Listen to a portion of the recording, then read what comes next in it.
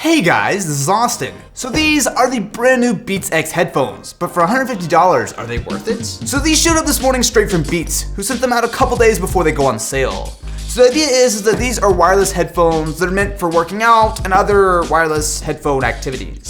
So these, being Beats, are probably going to sound like Beats headphones, which may or may not be a good thing, but they do have some cool features, including the W1 chip from the Apple AirPods, as well as the Beats Solos. They've got 8 hours of battery life, as well as fast fuel, which supposedly will give you about 2 hours of additional listening with only a 5-minute charge. So not only do we have the headphones themselves, which are nicely magnetic together, but we also do have the inline controls, as well as these two things. I'm assuming this is where the batteries and the electronics are.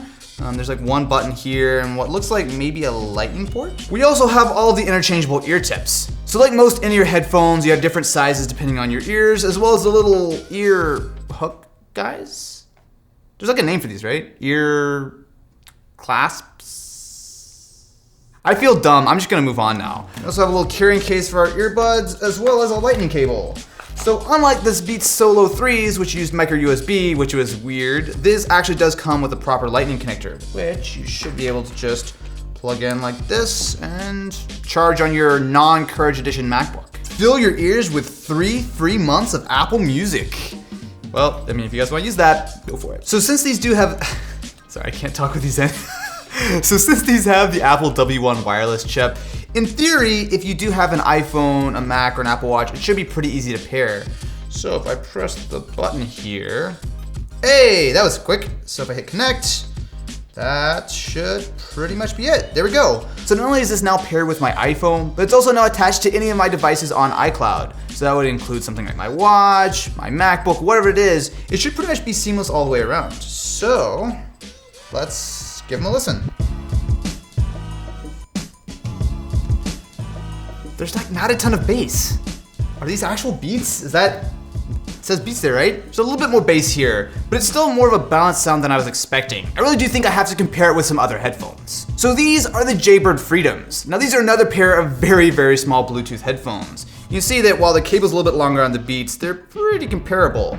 Now these are maybe not the greatest sounding headphones in the world, but I'm curious to see how they actually compare. I will say the bass is less pronounced here.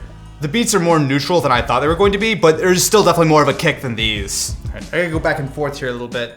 These sounds, there's just less of a punch, which I think was kind of surprising when I first put these on, was that they don't have that real signature major sort of scoop that most Beats do, where it's a lot of highs, a lot of lows, and not a lot in the middle. This seems to be a little bit more of a flatter curve, definitely not flat, but compared to other Beats it is. However, going back and forth, it's interesting. It's a really good way of testing headphones when with one in each ear.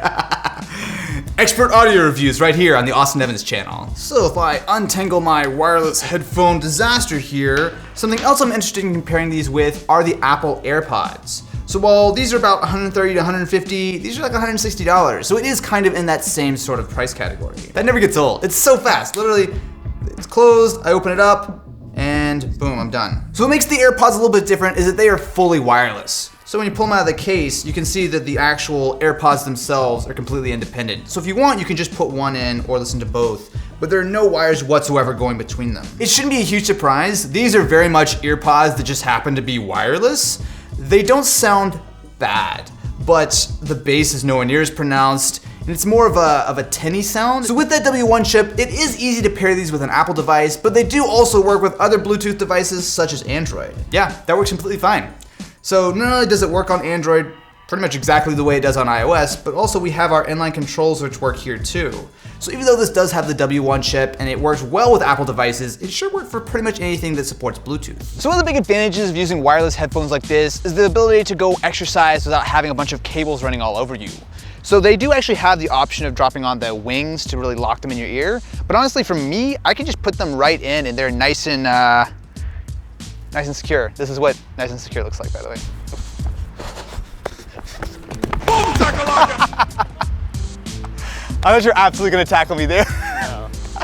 So one of the cool things about the Beats X's is that they actually do stay in your ears pretty well, even when you get surprise tackled. So you've been using the AirPods for a bit. Yes, sir. Have you tried the Beats? Yes, I have. What do you think? They fit really well. They don't seem to work very well with front flips. These fit better than any in-ear headphones I've ever tried. I don't know if it's just because like they're the right size for my ears or what.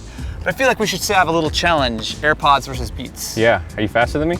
I think I am. You gotta be. 3, 2, 1.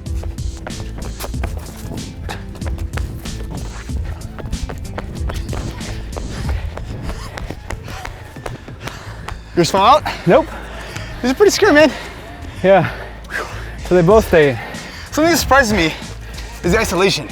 I put these in, I can't hear anything. That's the one thing I noticed. They're definitely better at isolating sound. So while these might not be the greatest sounding headphones in the world, for $150, I think you could do a lot worse. Speaking of, my buddy John did a video comparing these with the Apple AirPods, so be sure to go check that out, and I'm curious, what do you guys think about the Beats X? Let me know in the comments below, and I will catch you on the next one.